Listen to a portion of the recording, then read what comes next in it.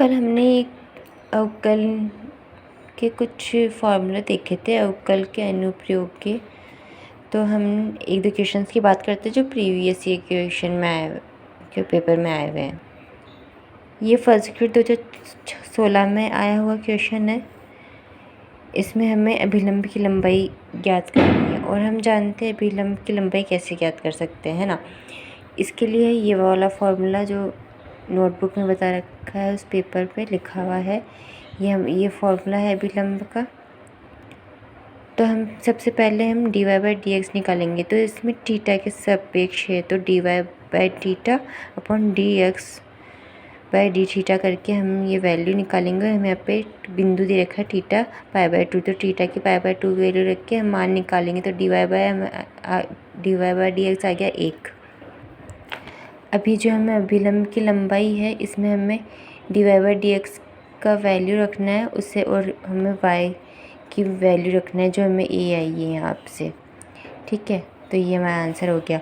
एक RS 2007 में question पूछा हुआ गया है, ये भी हम पहले dy/dx निकाल लेंगे। यहाँ पे हम फॉर्मूला tan θ/2 आ गया। अब ये स्पर्श रेखा की लंबाई, इसमें स्पर्श रेखा की लंबाई पूछी गई है, तो हम स्पर्श रेखा की लंबाई हमें ये पता है, ये फॉर्मूला है स्पर्श रेखा की लंबाई। ये कुछ फॉर्मूले यहाँ पर स्पर्श रेखा की लंबाई अधोस्पर्श की, और ये हम आगे देखेंगे अभी।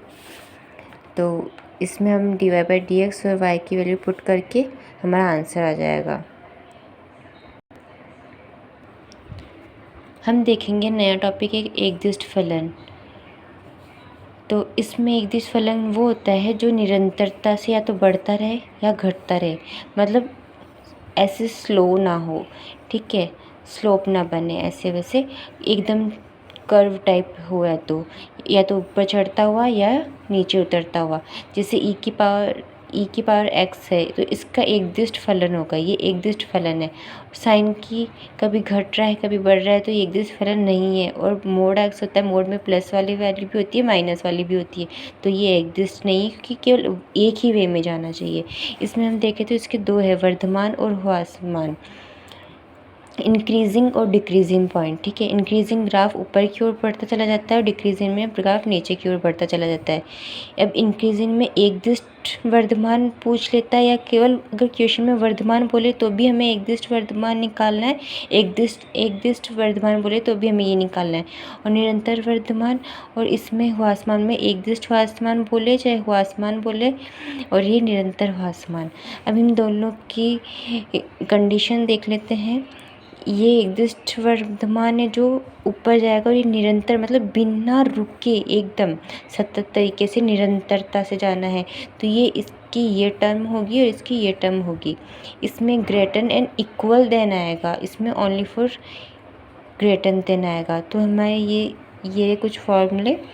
एकदिष्ट वर्धमान होगा जब f' अवकलन निकालना है, f' ग्रेटर इक्वल देन 0 निरंतर वर्धमान के लिए केवल f' ग्रेटर देन 0। एकदिष्ट ह्रासमान के लिए f' less than and equal than 0, और निरंतर ह्रासमान के लिए f' लेस देन 0। ओके, हम ये देखते हैं विवृत अंतराल किसे कहते हैं, जिसमें छोटा ब्रैकेट लगता है। छोटा ब्रैकेट जहाँ लगेगा वहाँ इक्वल का साइन नहीं आएगा। और संवृत अंतराल वो होता है जिसका बड़ा ब्रैकेट लगता है और जिसमें वो वैल्यू भी ऐड होती है, तो हमें इक्वल देन का भी का साइन आएगा।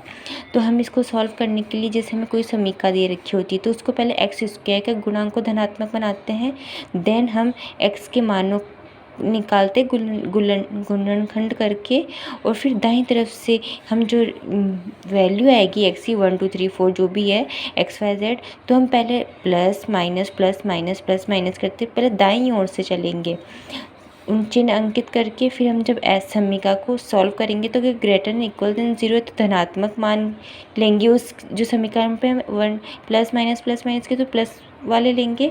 अगर एस समीकरण में हमें लेस देन इक्वल देन 0 बन रहा है तो हम माइनस वाले भाग को लेंगे। जैसे इस तरह क्वेश्चन में